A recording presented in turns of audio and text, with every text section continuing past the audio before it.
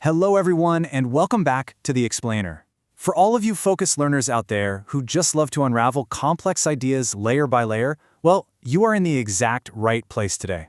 We're going to explore a deeply intriguing, honestly, kind of mysterious topic, drawing straight from a really thought-provoking text by an author named Xu Feng.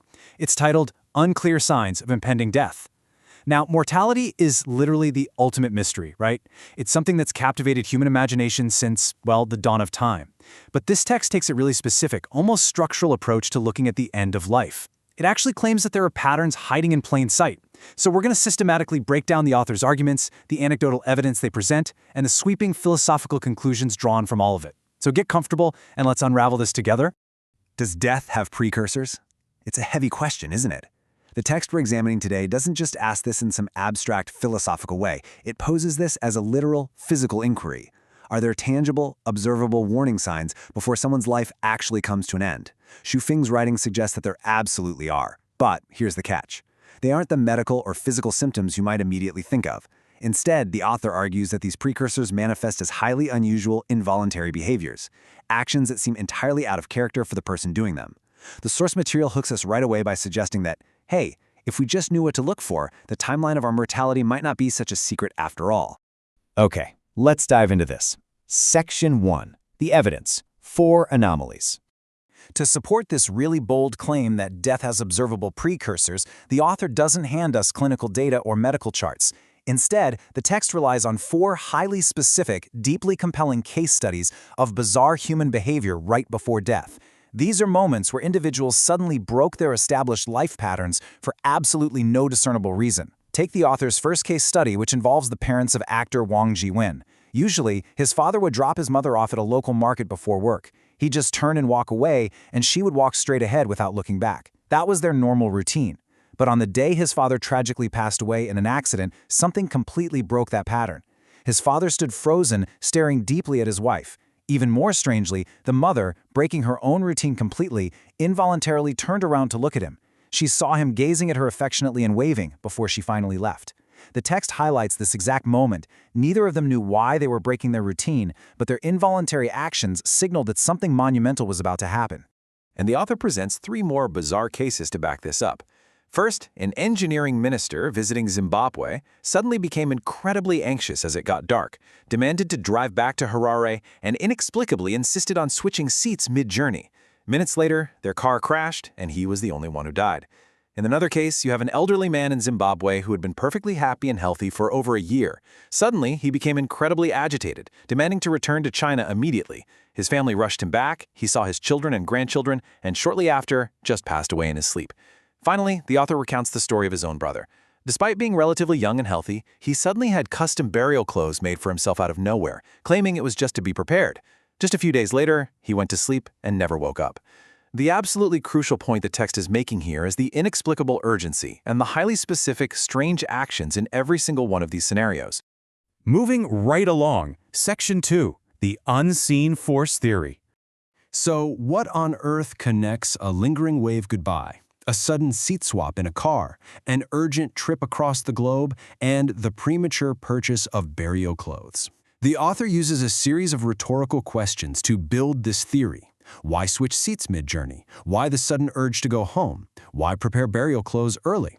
The text argues that the people in these stories almost certainly did not understand their own motivations. The engineering minister didn't know the car was going to crash, right? The elderly man had no idea his heart was going to stop. Yet they all acted with this intense, driven urgency, as if they were racing against a ticking clock that they couldn't even see. That total lack of logical explanation for these choices is exactly what the author uses to pivot to their primary thesis. And this brings us to the core thesis of Xu Feng's text. To quote the author directly, their actions were involuntary, as if they were being guided by this force. The author firmly asserts that it wasn't a coincidence and it definitely wasn't just human intuition. The text argues that there is an active, unseen, supernatural power that steps in and actually dictates human actions right before the end of life. According to the source, these people were acting entirely out of their own control. They were essentially operating as instruments of a deeper power that knew their time was up.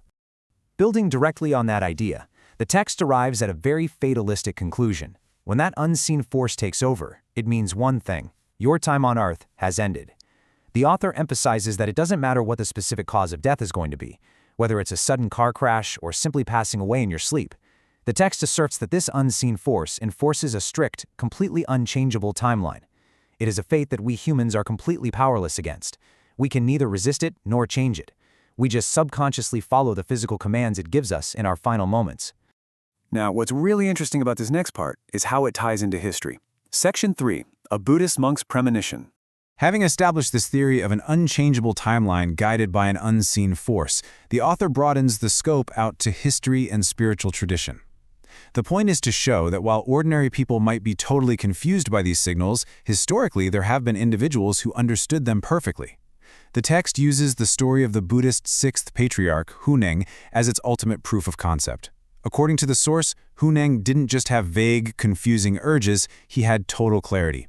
In August, he gathered his disciples and gave a clear prediction, telling them he would be leaving the world that very month and to ask all their final questions. Then, on August 3rd, he sat upright in meditation until midnight. Suddenly, he calmly announced, "I'm leaving now," and peacefully passed away.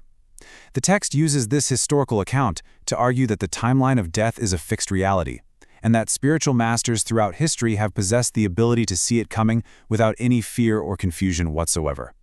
And that brings us to the author's final conclusion, Section 4, the Lifechanyuan invitation.